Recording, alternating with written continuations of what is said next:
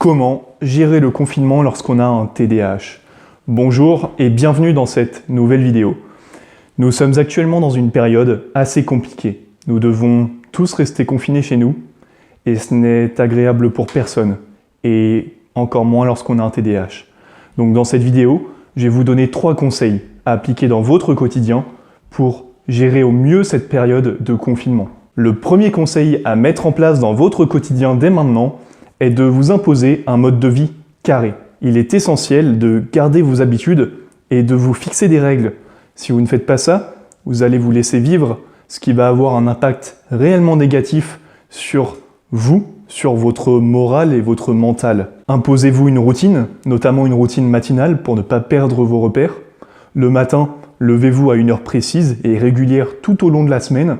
Préparez-vous comme si vous alliez au travail et vous verrez que lorsque vous allez garder cette routine matinale, entre autres, donc que vous appliquez chaque matin lorsque vous allez normalement au travail, ça va avoir un impact réellement positif sur votre motivation pour le reste de la journée. Donc si vous mettiez un réveil tous les matins, vous laissez en route ce réveil, vous ne l'éteignez pas, vous vous levez à la même heure tous les matins et vous vous préparez normalement. Si jamais vous loupez un des éléments de votre routine, ne culpabilisez pas.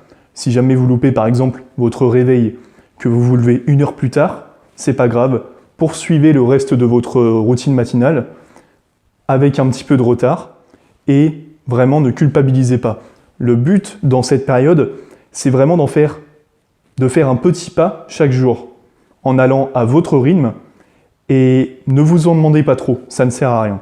Le deuxième conseil à appliquer dès maintenant dans votre quotidien est de vous concentrer, de vous focaliser sur ce qui est essentiel pour vous. Profitez du temps libre que vous avez à disposition pour commencer ce que vous avez toujours voulu faire, mais que vous ne pouviez pas faire par manque de temps. Par exemple, si vous avez un projet en tête depuis quelques années ou quelques mois, mais que par manque de temps, vous ne pouviez pas le concrétiser, et bien là, il est temps. Mettez-le en place dès maintenant. Si vous ne savez pas comment faire, ou si vous avez du mal à avancer dans vos projets, j'ai justement sorti une vidéo il y a une semaine dans laquelle je vous donne des conseils pour aller au bout de vos projets. Donc je vous la mets en lien dans la description, foncez la voir. Le troisième conseil à appliquer dans votre quotidien dès maintenant, c'est de vous fixer des objectifs quotidiens qui sont propres à vous et qui vont vous apporter du plaisir et de la satisfaction sur le court terme. Par exemple, ça peut être de travailler pendant 1 heure par jour sur l'amélioration d'une compétence dans un domaine qui vous passionne.